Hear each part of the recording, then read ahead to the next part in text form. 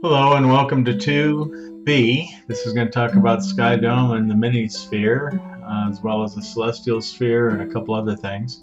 I'm going to try to do a Stairway to Heaven, my favorite song, MIDI in the background, and see if I can get a copyright on this one too. Okay, so without further ado, when we talk about a sky dome, we're talking about half of a celestial sphere, and this is the part of the sky you can see at any given point in time. It's basically from the horizon up. The horizon in some areas are wide open like they were in Montana, and here in Virginia, not so much. If you really want to look east, west, north, south, anywhere in between, you almost have to stand at a street and look in that direction, because if not, the trees are way in the way. We also have to think about 2 points. We have what's called the zenith, which is the point directly above your head, and we have the nadir, which is the point directly below your feet. So we don't really get to see the nadir, but it is there all the time. We only get to see the part above the horizon, the sky dome. This is the sky dome.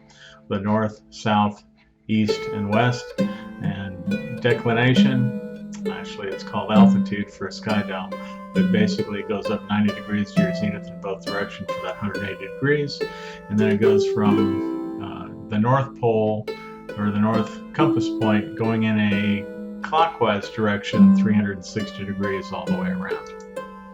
Okay, it also gives us, when we talk about stars, the stars above the horizon being altitude, and azimuth, which is actually going around in this direction clockwise from the northern section. So we have altitude 90 degrees up to north for the zenith, and we have azimuth, which starts at the North Compass Point and moves 360 degrees all the way back to the North Compass Point. The North Celestial Sphere has things called the North Celestial Pole, the South Celestial Pole, and this would be directly above the North Pole. If you were Santa Claus standing at the North Pole, look directly up at your zenith. That's where the North Celestial Pole would be, and Polaris would be really close. South Celestial Pole, if you were the anti-Santa Claus, you'd look up at your zenith, and you'd see the South Celestial Pole with no star up there. Sorry, guys. It's also at the North Pole's nadir. We have what's called the celestial equator, which is a line if you stood at the equator with a laser and you drew it across the sky as we rotated around 360 degrees, you'd actually see this thing up in the sky. We have what's called declination. It's like latitude, and this is above the celestial equator. It's in degrees. It goes up 90 degrees north and it goes 90 degrees south. And we have what's called right ascension, which actually starts at the vernal equinox. And I'll show you where that is. And it's a lot like longitude, except it's not in degrees, it's in hours, minutes, and seconds. So it talks about our spin. So here's our latitude and longitude. Latitude lines run east and west, but they measure north and south, going up to 90 north and 90 south. And then we have longitude, which goes through Greenwich, England, located right there, and has the western hemisphere for 180 degrees and the eastern hemisphere for 180 degrees, or 360 going around. This is the celestial sphere. The ancients actually stood on the earth and they looked at the stars, and they thought the stars were bright lights all hanging on some crystal sphere that moved around us from east to west in a clockwise direction, because they didn't realize we were the ones rotating in a counterclockwise direction, making everything look like it moves in that direction. And you can see there are all those 88 areas for the constellations, both on the near side of the sphere, and you can see some on the back side of the sphere as well. Astronomers describe the universe as an imaginary sphere surrounding the Earth, where all the objects are hanging, and they can be located on the celestial sphere. Again, we have the North Celestial Pole, the South Celestial Pole, the celestial equator. We have declination going up. We have right ascension coming from the vernal equinox. It's a point in the sky where the ecliptic actually eclipses the celestial equator, moving up in the northerly direction. And then we have the autumnal equinox on the other side, where it's moving in the southern direction with the ecliptic. That's the path the sun takes, but you'll get that on the next slide. As viewed from the Earth's celestial sphere appears to rotate around 2 axis points, the North Celestial Pole and the South Celestial Pole, because we rotate around the North Pole and the South Pole of the Earth. And then between these, just like the equator is equidistant between our poles, we have the celestial equator, which is equidistant between the North Celestial and the South Celestial pole. And we define the position of any object on this sphere or in the celestial sphere by being degrees above or below the celestial equator, or being hours, minutes, and seconds to the right, all the way to 24 hours. I guess you can actually go this way, you just have to subtract from 24, so 23, 22, rather than 1, 2. Okay, this is something I gave you in class that I want you to go through, and this is where you're going to label these things. And we're going to start with the numbers, and I put the numbers on there to keep me in track. So the first one I'm going to make disappear are the number ones, and that is the North Pole and the South Pole of the Earth. And then we're going to go up to number 2, that is the equator of the Earth. And then we'll go to 3, which is directly above the Earth's equator. This is called the celestial equator. We'll go up here to the celestial North Pole, and then down here to the celestial South Pole. We'll go up to 6. This would be the prime meridian, and this is the vernal equinox, so we start going in this direction. This is the ecliptic. Let me just go in numbers. Okay, we've got the section going from the prime meridian in this direction. This would be the right ascension of the cloud, of that star, sorry. Can work for clouds too, although clouds move. As you notice, my MIDI ended. That means that we were in there doing this for 6 minutes and 20 seconds already. Okay, so we have right ascension in hours, minutes, and seconds, and we have declination in degrees north or south of the equator. We're going over here. This is, oh, I'm sorry. There's a map, and this is called the, I think it's called the SST.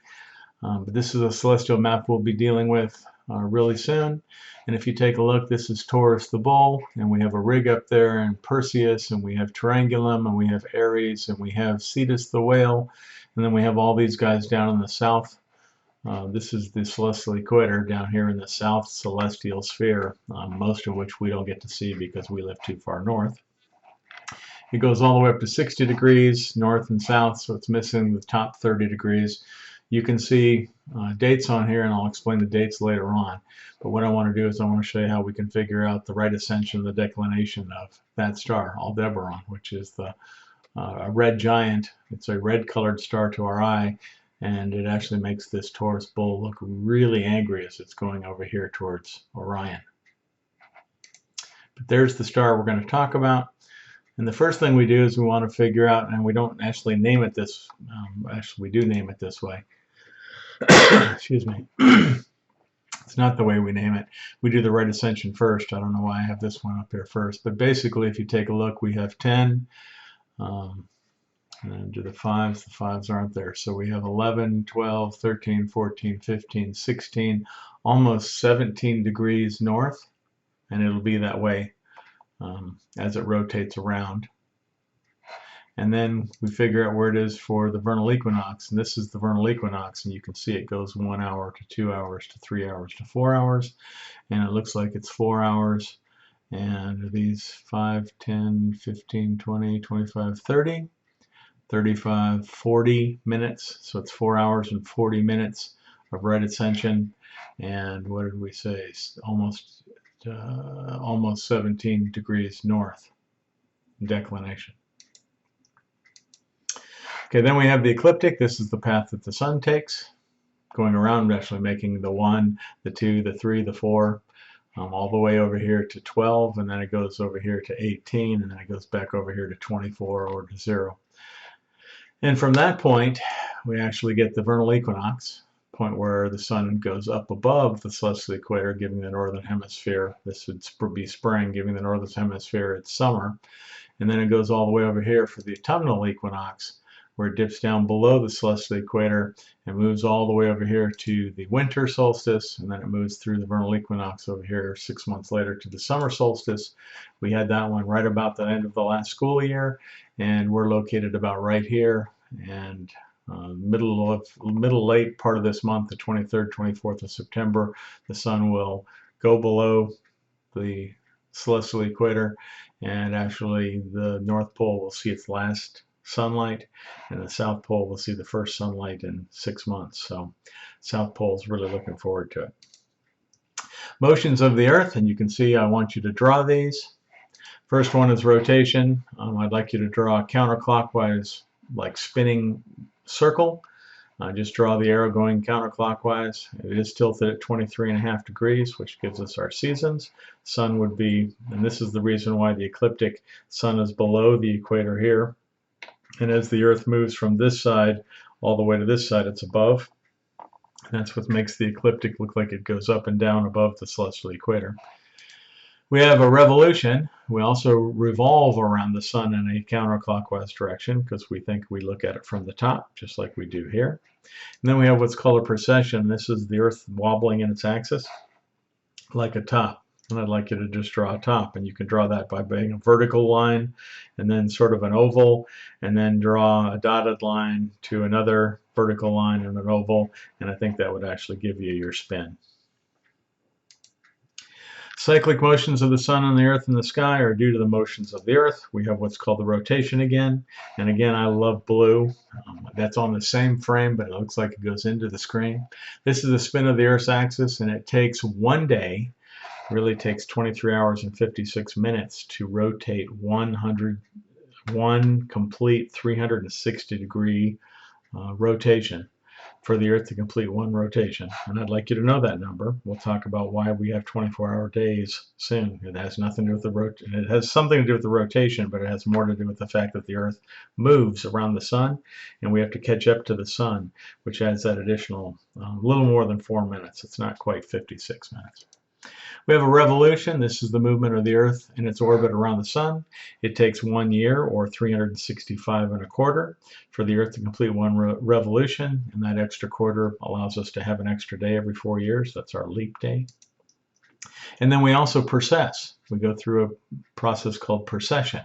This is a slow conical top-like spin that we go through. Actually, they go through that way. I can't really tell how they're doing it, if they're actually showing this is the near side of the far side, but I think that's the far side. So it's going around in this direction, where if you're looking at it from the top, this is a clockwise spin. And it takes 26,000 years for us to complete one of these. Right now, Polaris is really close to directly over our pole. Thuban, which is actually in Draco, the dragon, will be one in about 20,000, 22,000 years. Vega, which is in Lyra, will be really close to our pole star in 13,000 years. So if you can hang around, you'll move from Polaris all the way over to Vega, and then back over to Thuban, and then back over to Polaris 26,000 years later. The apparent westward motion of the sun and the moon and stars across the sky is due to our rotation. We rotate from west to east, and we see things rise east to west. And you can see some of the things rise on a very small arc, and some actually rise from a very large arc. But it's moving off in that direction. So it's mid-latitudes actually see the sun, the moon, and many of the stars moving upward, coming from the eastern horizon, and then they actually move across the sky. They arc across the southern sky, and then they finally disappear, some staying in our sky for very few hours, and some staying in for very long hours. In fact, some of them up here, these are called circumpolar, they never rise. So they move up, and then they come around the far side, which you can't see. We generalize this motion by making statements like the sun rises or the stars rise, and it's not really them rising, it's us spinning in that direction, but we talk about them rising in the east and setting in the west. Different parts of the world actually experience different times, because the sun can only light up the earth, again, 50% at a time. It could light up our side, which means the other side is dark. And our earth spins 360 degrees in 24 hours. That's about 15 hours, or 15 degrees per hour. And this, of course, is going to be changed by political reasons. You can see we have China all wanting to be in the same time zone, even though they may be in 1, 2, 3, 4 time zones. And then we have the Soviet Union having so many time zones, it really could be rising on one side, sun, and sort of setting in the other side. They used to have 13 time zones when they actually moved all the way over to here. Now they only have 1, 2, 3, 4, 5, 6, 7. looks like 8,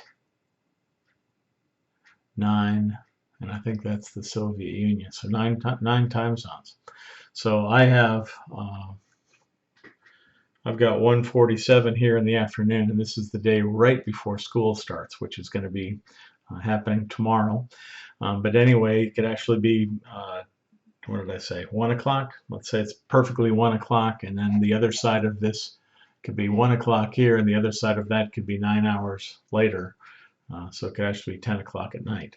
So I'm not sure if it makes more sense to have one time zone in your country where the sun rises on this side and then doesn't rise over on this side for 4 more hours, all in the same time zone. So it rises at 6 here, your clock would say 6, but it wouldn't rise until 10, or if you actually have time zones that almost make a day across. Okay, so time zones, which are used to calculate time for the day, are given in every part of the world. You notice that they don't go straight because of political boundaries. The province up here in Canada, the states here in the United States, all want to have different times, and countries down here in South America, Africa, and you can see that there are some really weird ones. Like that yellowish orange doesn't even appear between these two because they didn't want to be the same time zone or whatever else. And there are a couple over here. If you take a look, some of them even have an extra 30. Things like the countries right around India, they don't want to have the same time zone as India, so they actually add or subtract 30 minutes from that time. And you can see there are quite a few of them that are there.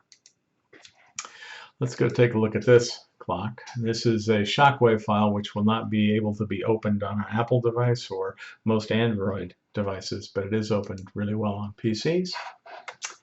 And I've got to get it and move it over here. And this is the way the sun looks today. It's located right around there, so it was on us at say 12 noon. It's now over here in Central Time. But if you take a look at the eastern side over here, you can see that they're at night and lit up. So it's plus, actually, if you take a look, if I click it, it's 22. So it's 10:49, 11:49, and there it's actually Monday already. So they're already on our first day of school date, when we're still way over here. Time zone actually says it's 12:50. Okay, so I'm not sure what this is doing. So they've got the time off by an hour, but it is 1:50 Sunday, the 28th of August, and the 29th of August is our first day. Okay, so I'm going to close this. And I may show you this one in class. The Earth also revolves around the sun. It does so in a clockwise direction. It takes 365 1/4 days to do so. That line is called the ecliptic. From the outside view, we see the Earth revolve around the sun. We define this plane as the ecliptic plane. So that's the ecliptic plane. The Earth is actually on the ecliptic plane. The other planets are tilted a little bit more or a little bit less than us. So we'll talk about that later on when we get into the solar system. You can see how different stars appear at different times of the day. We have a night sky on this side in September. That side is lit up in March.